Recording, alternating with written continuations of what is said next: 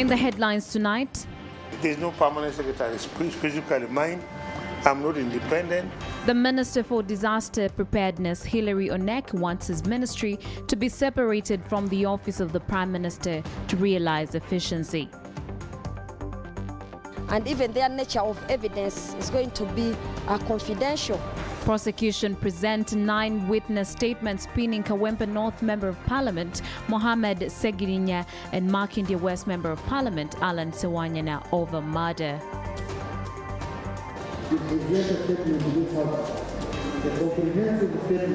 Also, the Speaker of Parliament Thomas Tayebwa wants government to explain the whereabouts of seeds that are supposed to be distributed to farmers under parish model scheme.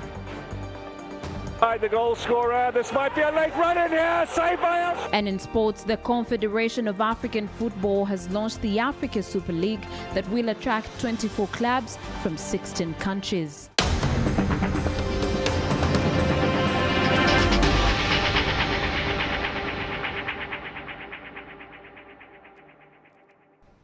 Good evening and welcome to CTV PM Edition. Today is 11th of August 2022. I hope you had a fantastic day. My name is Agi Owase with Isaac Luchamuzi on Sign Language. Let's take a look at some of the stories that we'll be covering in tonight's edition. The Minister for Disaster Preparedness, Hilary Onek, has asked President Museveni to separate his ministry from the office of the Prime Minister. Onek says the move will improve its disaster operations and planning. The minister says his ministry is yet to receive funds to respond to the ongoing hunger disaster in Karamoja region.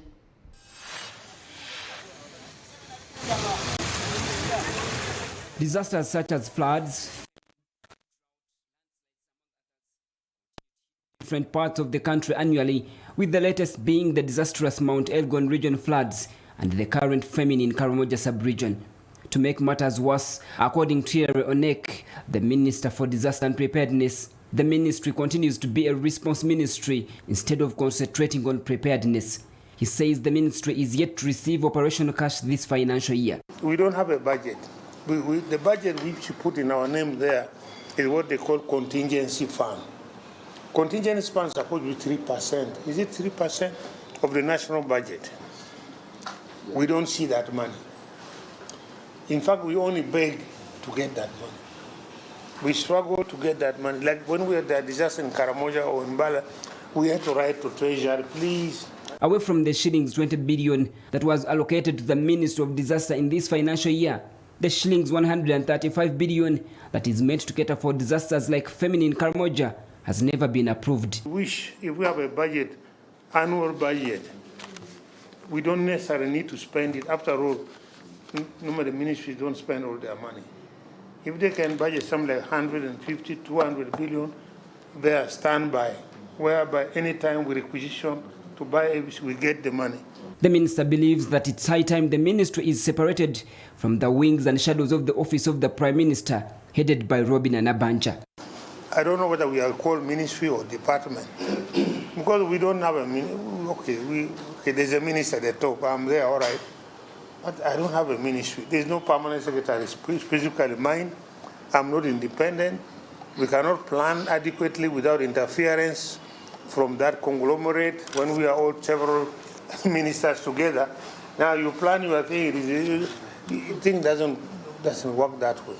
Onek was meeting members of parliament who are members of the Presidential Affairs Committee. The MPs quizzed the minister about the ministry's lack of preparedness in the case of disasters that occur without warning. So, and I put this blame on government because these are priorities. If we talk of a disaster, this is an emergency, something that has to be addressed immediately. Now, how long are we going to wait for this 135 billion to come out? Because people are dying.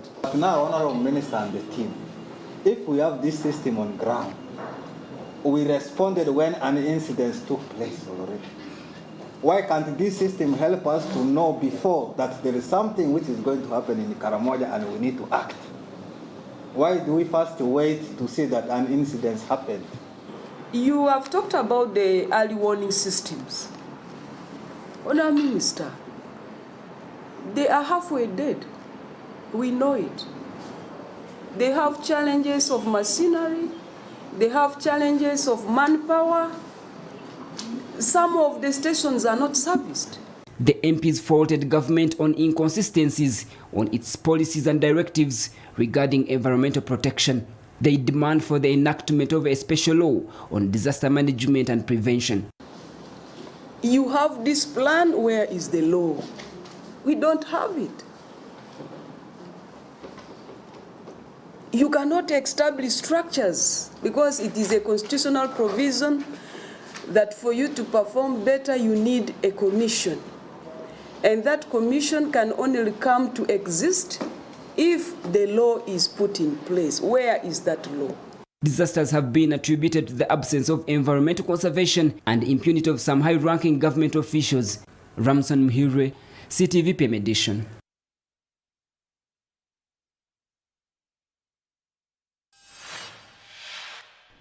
Members of Parliament Alan Sewanyana, Segunya Mohammed, and a host of other suspects on charges of murder, attempted murder, and terrorism have today appeared in court for trial.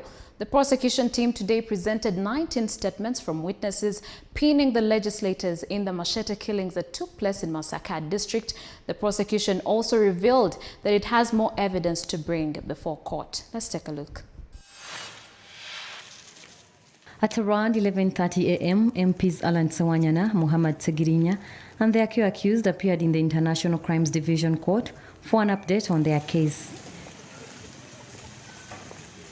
The members of parliament, who appeared to be physically worn out, tired and stressed, were led into the courtroom, which was already full, with family members, friends, and other MPs who had come to follow the proceedings before Judge Elizabeth Alviza.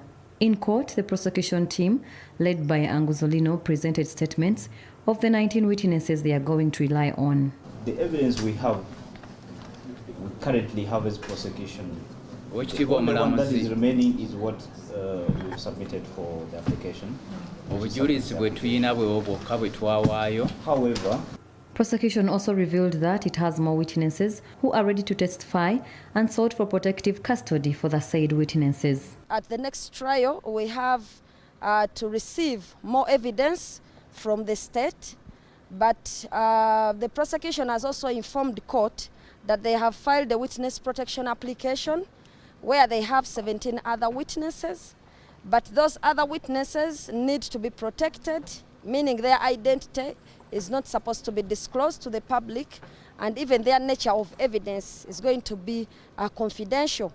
The defense team today also asked court to grant the suspects bail. We have filed a bail application for F5 and S6, that is Honorable Segirinya Mohammed and Honorable Alan Sewanyana, and it is yet to be fixed for hearing. The legislators are charged with another group who in the last session told court that they were forced to incriminate the MPs. Lawyer Geoffrey Triamsima also told court that one of the suspects, Jude Mwange, was wrongfully arrested before requesting for his release, a matter the judge said will be handled later. Reason being that he was not committed. He's not on the committal summary, neither on the indictment. As such, his right for fair hearing is being infringed upon. Drama ensued in court when MP Muhammad Segirinya slipped and fell while walking back to the detention area.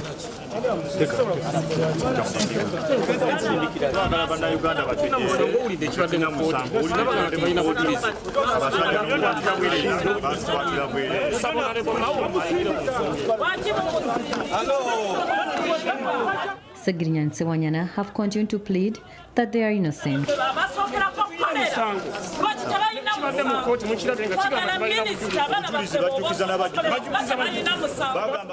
Segirinya's mother and wife, who are not happy with the way the case is being handled, want the Minister for Justice and Constitutional Affairs to intervene in the matter. Minister Mau, omusirikale oyo kyakoze, bamukwate bamusibe. Kuba toyinza kusindika muntu nga ali kumpingu nga mbadde nva ku mwana wange emabega namusindika emirundi ebiri naye kuba wansi. Today I'm so much disappointed by the security of Uganda, however much they claim to be providing security. Segirinya and Sewanyana are charged with terrorism, murder and attempted murder. The jury will return in court on 1st September for further pre-trial hearing of the case. Flavian Inkuze for CTV PM Edition.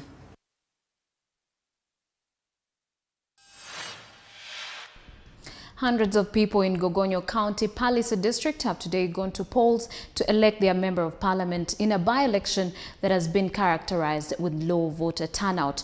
Although he chose to pull out of the election, National Unity Platform candidate Joseph Okoboy today went to actually cast his ballot. The ruling National Resistance Movement, Derek Orone, believes he will win the election. Officials from the Electoral Commission today morning started the process of organizing the Gogonyo County by-elections in Palisa District after court nullified the election. At exactly 7 a.m., polls were opened, although numbers appeared to be quite low. Derek Orone, the flag bearer of the National Resistance Movement, cast his ballot at Chele Gogonyo at 10 a.m. The election has two people contesting, Derek Orone of NRM and Joseph Okoboy of NUP, who failed to secure a letter from his party to officially pull out of the race. Okoboy today also cast his ballot at PRM, Apopong sub-county. He says he had to exercise his constitutional right despite pulling out of the race and had agents at the voting areas. Democratically, the party had contested through or with did not accept my request. We tried within the reasonable means that it didn't heal. I'm here to exercise my democratic rights as a Ugandan citizen, as it's required to go and vote. He also lashed out at his party for failing to honor his request. When I go to NUP offices, I had already sent my lawyer there with my withdrawal letter that was rejected. And they were asking for the assent of the letter. That prompted me to go there. When I went there, I met with Mr. Alex, the Deputy Secretary General. He was such a kind person. And where trouble started from when Madam Sarah came in and thought I was a betrayer, I was a person who was an opportunist. According to the Electoral Commission, at least 2,000 people managed to turn for the election. NRM's Derek Orone attributes the low voter turnout to the disorganized members of the opposition. I want to thank the people of Gogonyo for the process that is going on of elections, but the turnout will not be big as expected. Why? There was confusion on two candidates who stepped down. The independent candidate just brought his letter yesterday to EC, and EC confirmed him by 2 p.m. that he had stepped down. Yet the ballot papers already had their pictures. Other NRM party officials had this to say on the elections. I would like to thank the people of Gogonyo because according to what I see, the people have actually come for this election. Initially, we had actually feared thinking people wouldn't come because there was a lot of disorganization and, the mere fact that the two candidates in the race, I mean the two candidates that are opposing our candidate had indicated that they had withdrawn. This business of someone resigning at the 11th hour has messed us up here. He resigns, but does not resign with his entire team. His entire team now supports the NUP candidate. He has agents in some of the polling stations, yet he claims he pulled out. I think there's need for formatting the law to cater for political parties and our organization. At the moment, counting and tallying of votes is currently taking place to establish the winner of the election. Hope Nyongereza, CTV PM edition. Officials from the Ministry of Health and other stakeholders have today announced plans to reconstruct Masindi General Hospital at a tune of 50 billion Uganda shillings within a period of 3 years. The stakeholders engagement meeting, which is attended by the district leaders, hospital management and health workers, saw the engineers also unveil an artistic impression of the hospital. Let's take a look. For long, leaders and people from Masindi have been decrying the poor state of Masindi General Hospital. The hospital has for long been facing challenges of operating without water, gross mismanagement of funds, gross negligence of duty by the medical superintendent, money extortion in the theatre, which have led to the total collapse of the professional standards. In a bid to uplift the standards and to improve the hospital, Officials from the Ministry of Health, led by Engineer Georgie Otim, the Commissioner of Health Infrastructure in the Ministry of Health, have announced plans to renovate the hospital. In the fiscal year 2022-2023, the government of Uganda has provided 10 billion for a phased construction, which is going to start immediately we finish the feasibility study. We want to survey the land, open the boundaries. We're going to do some engineering investigation to ensure that the foundation that we have designed for this facility is able to carry out a storied building. According to Engineer Otim, the project will cost 50 billion shillings, 32 billion for civil works, and 18 billion will be for equipment. We carried out a preliminary assessment. This hospital requires a total of 50 billion Uganda shillings to carry out civil works, which will involve a brand new OPD, stroke administration block. We are going to also construct inpatient department, a complete one. All these are going to be storied. We now don't want to scatter the developments in the entire piece of land. We want to spare some land for the future developments. District leaders and other stakeholders have been urged to monitor the project to avoid shoddy work. We expect the casual workers to come from the society. We expect some skilled workers in this community to join this construction, which may take 1, 2, 3 years. If at the end of the day we have a very good hospital, which is going to be a model hospital, by the way, and then we have also imparted skills, because we're coming with these skills, with new skills from out in this facility. If we have the youth skilled by training on the job and they're able to work for themselves, that will be the best thing. Dr. Vincent Katsime, the medical superintendent for Masindi Hospital, says they have for long been grappling with the issue of space and congestion. Small as it looks, it's an improvised 2 sections. We have the waiting mothers and any other sick mothers who get some other medical related conditions in pregnancy. So we've gotten the smaller ward together for 2 areas. That's the sick and those that are in active labor. Some of the residents believe that the facelift will also lead to the improvement of service delivery.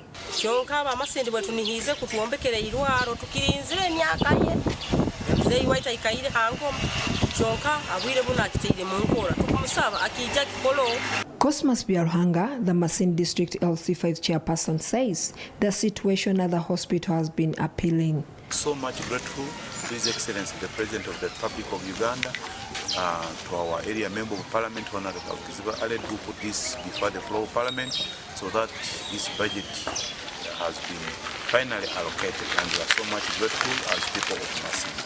Masindi General Hospital is one of the oldest hospitals in Uganda, which was constructed in 1920s as a dispensary for Uganda Railways Corporation.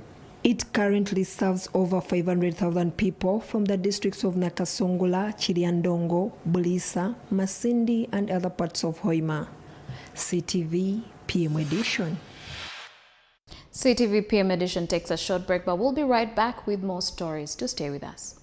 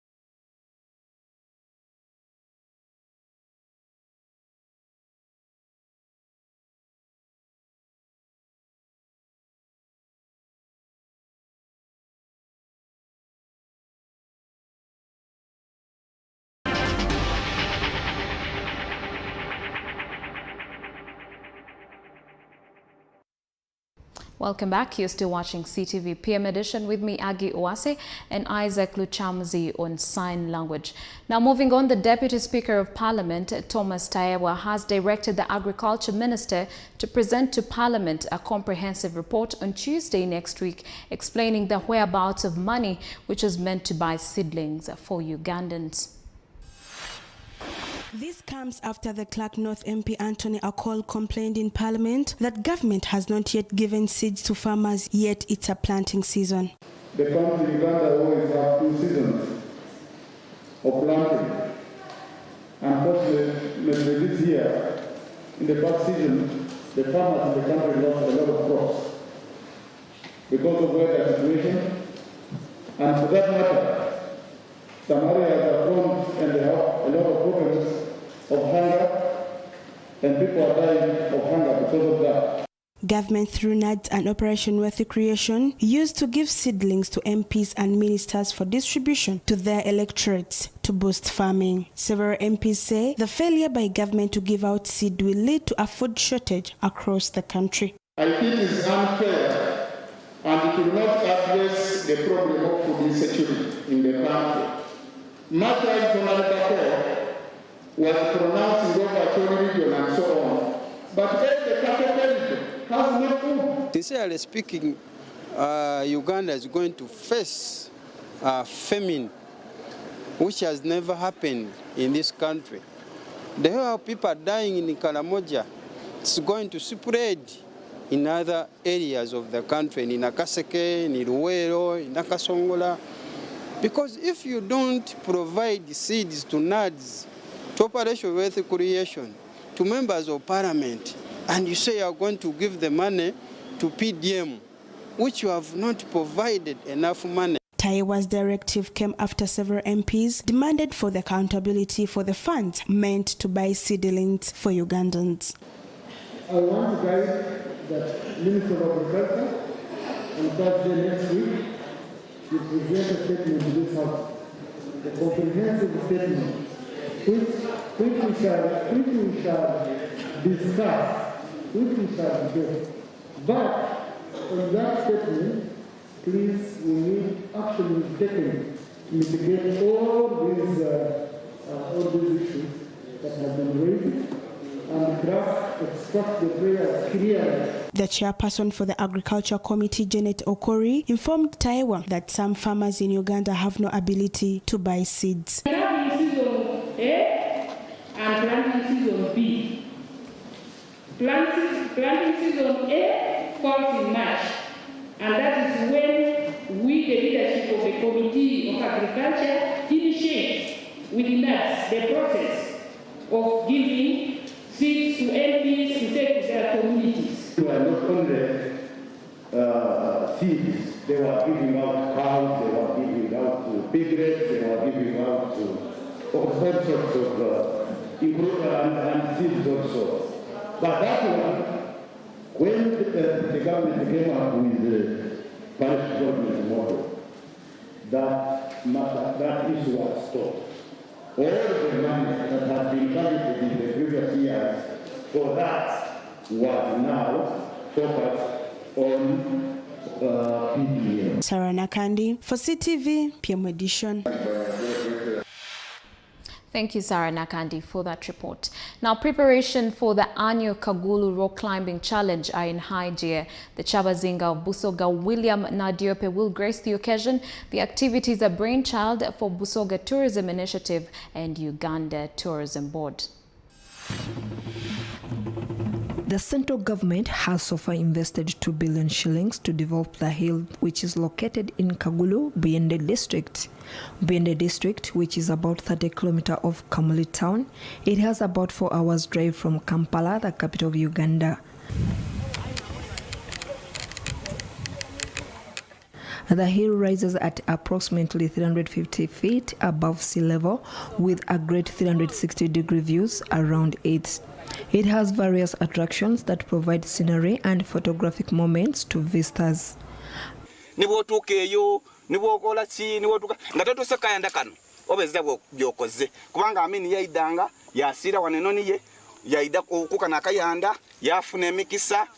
At the top of the hill, visitors can view as far as Lake Choga, Lake Victoria, River Nile, and parts of the Teso region.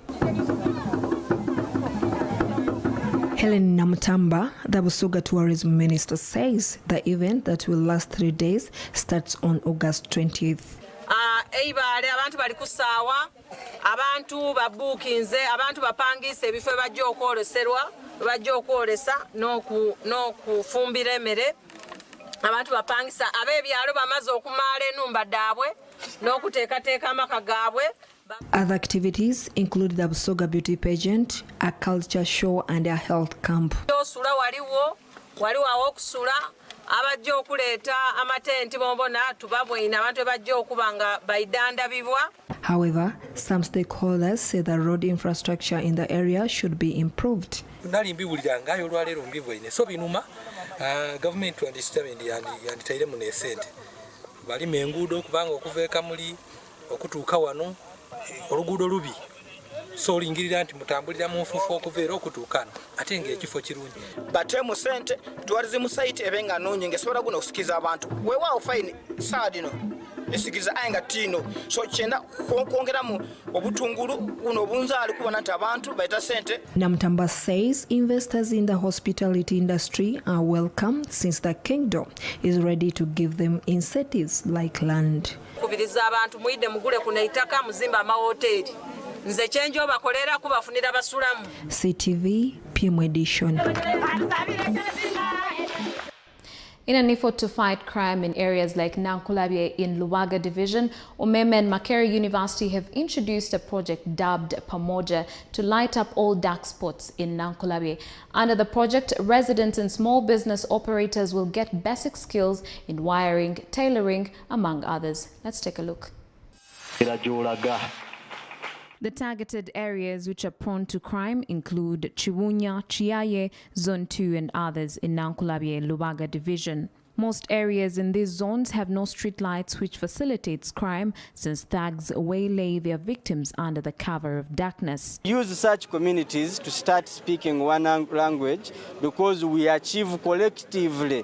Even those who come from outside benefit from it because they would have been robbed from such places. Babunji says the program will reduce tensions between Umeme and the residents who in most cases think that Umeme is an enforcement agency. A number of initiatives we have done, like lighting the dark spots in here to improve security, skilling the community in terms of domestic wiring, bakery, tailoring, salooning, among others.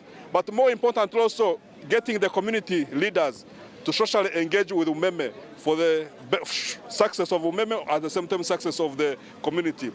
Luwaga resident City Commissioner Herbert Burora says crime in the area will reduce once more and more people get life skills. Because they don't have qualifications that are academic and they don't have skills that can help them to survive in life.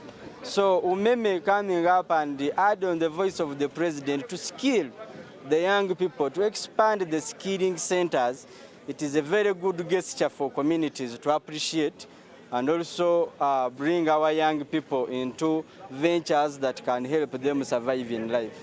Luwaga Division Mayor Zachary Mbelaze said similar projects are welcome in the area. Several people have been trained under the project. Thank you very much.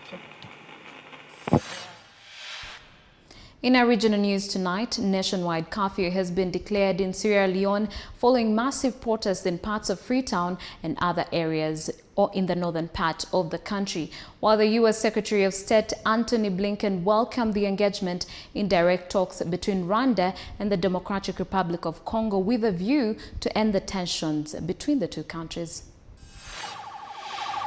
A nationwide curfew has been declared in Sierra Leone following massive protests in parts of Freetown and other areas in the northern part of the country. It is reported that 6 police officers were killed in anti-government protests in northern and western Sierra Leone, where protesters descended into clashes between security forces and youth demanding the president resign because of economic hardship. Women who had gathered in the city center on Wednesday morning holding placards later fled the scene as tensions rose. Dozens of protesters had been arrested, and a health worker at a hospital in Freetown said dozens of people had been injured.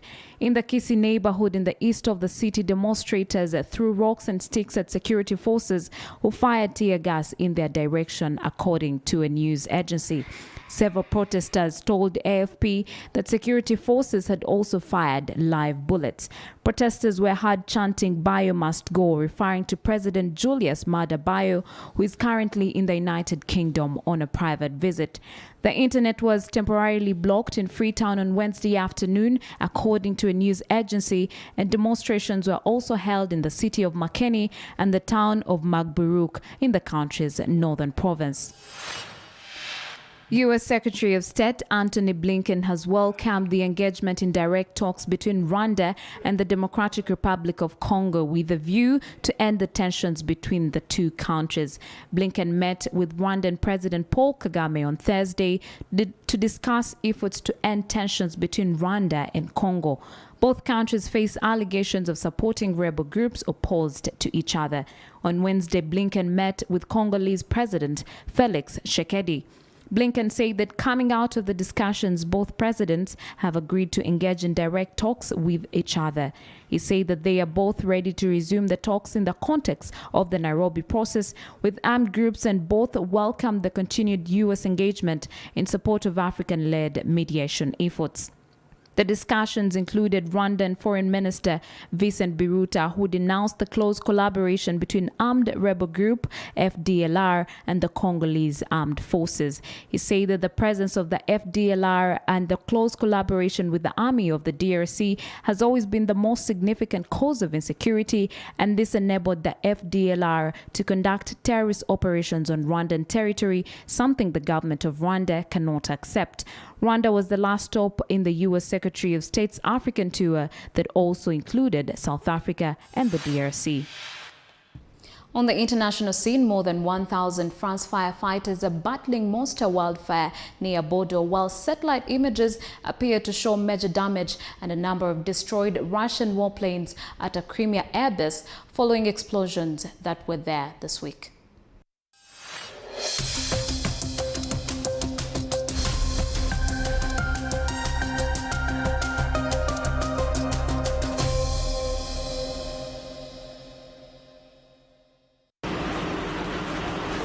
More than 1,000 firefighters are battling a monster wildfire in southwestern France that has already destroyed nearly 17,300 acres of forest. The raging blaze near the city of Bordeaux has gutted a number of homes and forced 10,000 residents to flee. Strong winds and high temperatures are hampering the firefighting operation. President Emmanuel Macron announced that Austria, Germany, Greece, Poland, and Romania are coming to aid France in battling the blaze. This summer, France and a number of other European countries have seen a wave of deadly wildfires triggered by record temperatures and droughts across the continent. More than 1,000 deaths have been attributed to the heat in Portugal and Spain. The huge wildfire in France's Gironde region has been raging for 2 days near the commune of Landihez, about 30 kilometers southeast of Bordeaux. A number of firefighters have had to be urgently redeployed from other regions to boost the ongoing operation. They are being backed by specialist aircraft that have been dropping water and flame retardant. But despite all the efforts, the blaze was still out of control on Thursday, local officials said. Satellite images appear to show major damage and a number of destroyed Russian warplanes at a Crimea airbase following explosions there this week. The Saki base in the west of Russian-ruled Crimea was rocked by a string of blasts on Tuesday, killing one person. The base's runway appear intact, but at least 8 aircraft seem damaged or destroyed, with several craters visible. Ukraine has not claimed responsibility, but this new evidence suggests the possibility of a targeted attack. The images from the U.S. Best Planet Labs show large areas of scorched earth left from the fires that erupted. Most of the damaged or destroyed aircraft are in a specific area of the BESS where a large number of planes were packed out in the open, away from the cover of hangars. 2 types of fighter jets, including Su-24Ms, have been damaged by explosions. In the area of concentrated destruction, 3 buildings appear to have taken direct hits from the munitions.